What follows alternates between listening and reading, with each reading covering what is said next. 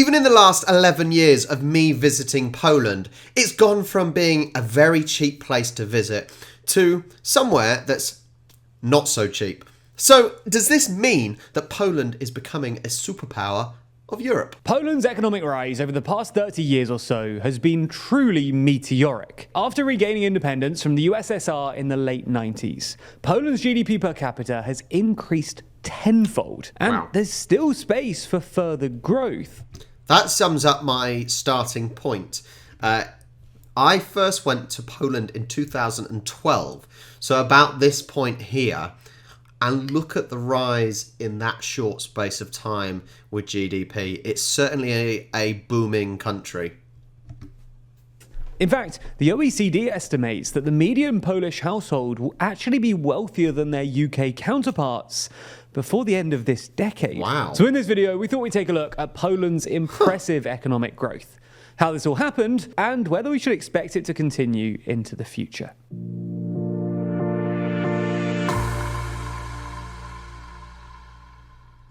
To understand quite how impressive Poland's economic rise has been, you need a bit of historical context. And that's because it's worth knowing that as a nation-state, Poland has an extremely dark history. Now, that's largely because it sits between Russia and Western Europe. Now, we looked at geography now, and we already know how much Poland has been through from all its neighbours, causing a lot of havoc, let's just say. So they have been through a lot. And as a result, it's been invaded many times, with Poland suffering enormously during the Second World War.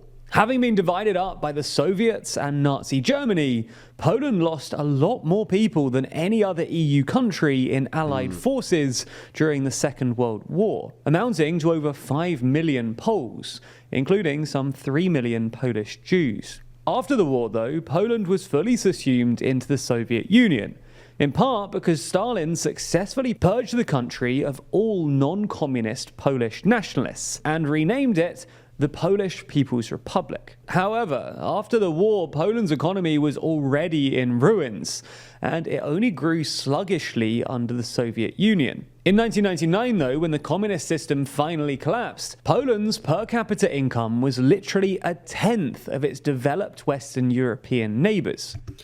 I think having the Soviet regime really does stifle countries, right? Because it's not all about getting rich. The capitalism aspect, that's all about growth, and it's all about spending money. But spending money also puts money back into the country because you've got to produce things for other people to buy. And I think that's possibly what is happening.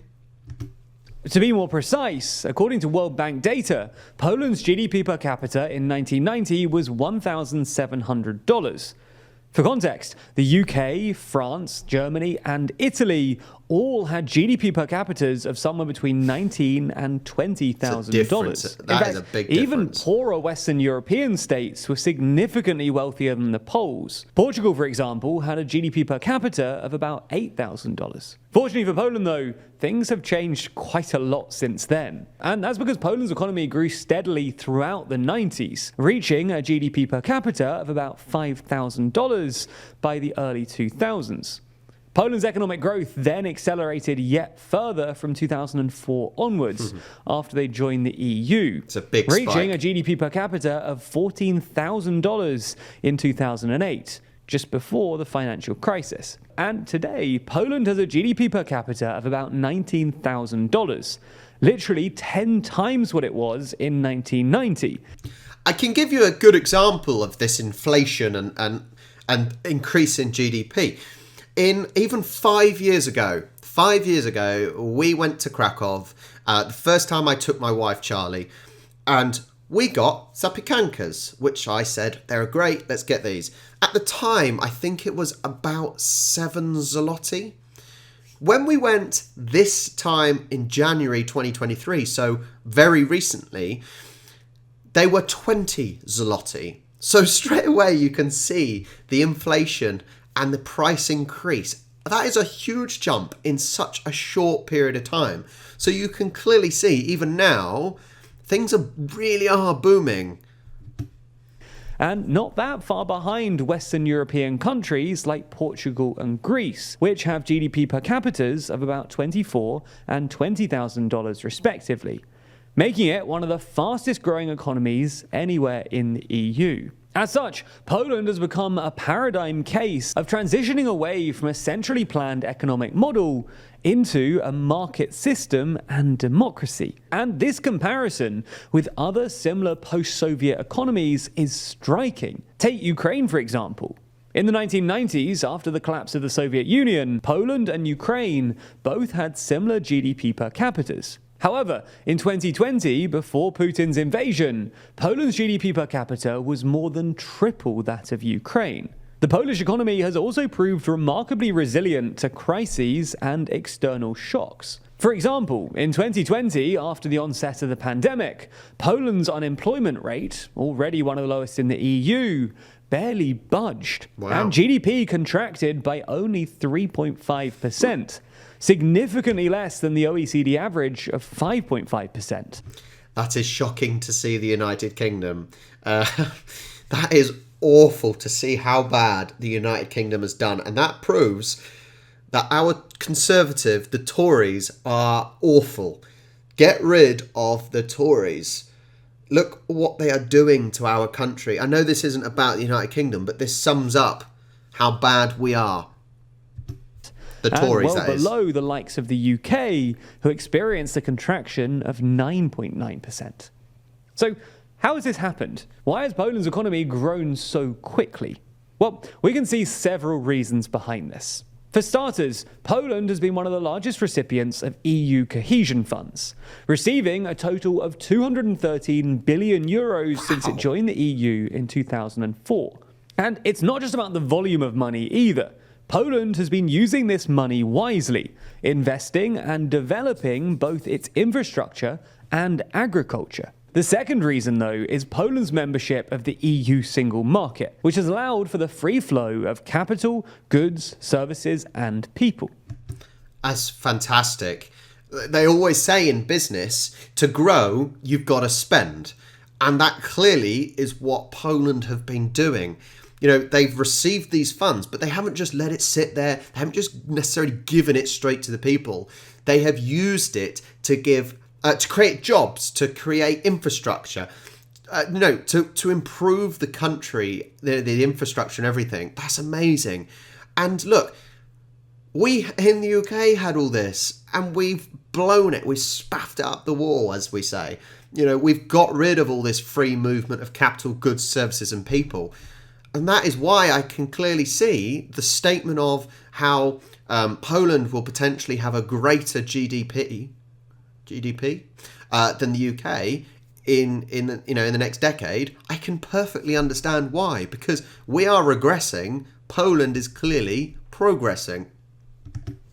Situated in the middle of the continent between Western Europe and Russia, with a large, well-educated population and solid consumer base, Poland has become one of the EU's trading hubs. And intra-EU trade now accounts for 74% of Poland's exports. Similarly, 67% of Poland's imports come from other EU member states. The third reason, though, is Poland's diversified economy. As we mentioned earlier, agriculture and manufacturing still play a significant role, but other industries are emerging, such as defense and aerospace, the automotive sector, and information and communication technologies. Let's probably not talk about Cyberpunk. Actually, I quite enjoyed that game, but it was apparently a bit of a disaster. And I didn't know it was from Poland.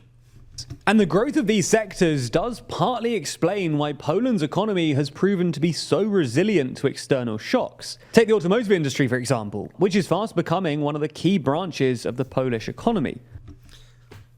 Is Vauxhall Polish? No, it's not. That's odd. But maybe they use Poland to manufacture because we think it's cheaper. Interesting. Approximately 180,000 people now work in the sector, making it the fourth largest industrial employer in the country. And in terms of IT, Poland is already the #1 destination in the Central and Eastern Europe region in terms of research and development projects, driven essentially by international software companies. These new industries then, and their increasing influence in the Polish economy, has allowed them to weather storms that other countries have struggled with. I think that talking about diversity, I think you can look at it in the same terms of stocks and shares. You don't want to buy just one company's stocks, because if that company goes Pete Tong wrong, then you're in trouble. But if you diversify and you buy stocks from lots and lots of companies, then if something goes wrong with one sector, you've got all the others to back you up. And that seems like what Poland are managing to do with being having so many different sectors that they're not all going to be affected by certain situations. Diversifying and spreading their economic heft. Last but not least though, Poland has also invested heavily in its armed forces, with plans to raise the country's defense spending to 4% of GDP, and with the aim of becoming the largest army in Europe. This massive investment has unsurprisingly led to an influx of large aerospace companies from Western Europe and North America setting up in Poland, with one area of the country now even dubbed Aviation Valley. But even with these 4 impressive feats, how far can Poland go? Could they really overtake more established EU nations such as Portugal or even Spain? Well, no one can know for sure, but there are at least 2 reasons for optimism. Its highly educated labour force and high levels of foreign direct investment. First, let's take a look at the labour market, because the Polish labour force is highly educated. According to the Programme for International Student Assessment, in 2018, Poland was the major European country with the highest overall PISA score, finishing just above the United Kingdom in 2nd place and Germany in 3rd. And the results of this are a huge number of highly qualified Polish developers and IT professionals, which is clearly good for the long-term health of the country's economy. The second reason for optimism, though, is a high level of foreign direct investment. In fact, in 2019, Poland ranked 3rd in Europe in terms of greenfield investments, attracting $21.8 billion of investment. Examples of this include Northvolt's $200 million investment in Gdansk, which will establish the largest factory in Europe for energy storage solutions, creating over 500 well-paid jobs.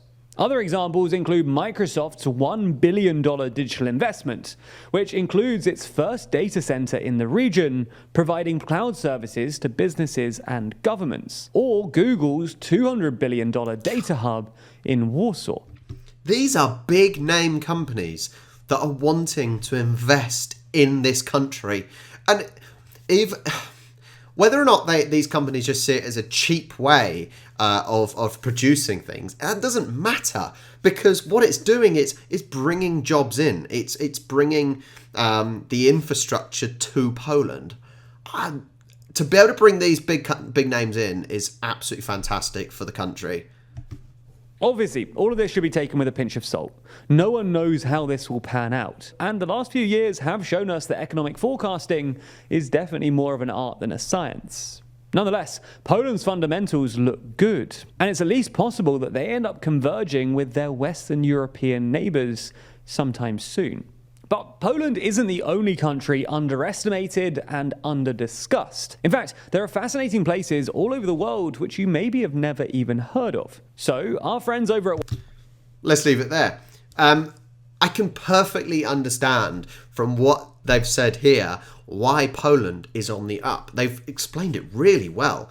Poland seems to be the place that you are now going for business. For agriculture, for the new AI technology. I love this place, but I can certainly see why it is on the up. And it's worrying for maybe the UK that a country like Poland is going to overtake it, because I think the UK has that mentality like we're the best country in the world. No. I've said that wrong. I think the United Kingdom wants to always be on the forefront of technology, manufacturing, everything like that. But we're not doing it anymore. We're not doing it anymore. And I do think we realise that. We have a lot of people complaining that we don't manufacture anything in the UK anymore. That's so interesting. I love learning, and this is another video about Poland that I've learned a lot, which I didn't know about, considering I've been there 4 times and whatnot. What an awesome place. Thank you so much for watching. Please do like and subscribe. If there's any Polish videos that you think I should react to, then please let me know in the comments down below, or in the Discord server where the link is in the description. I will catch you next time. Goodbye.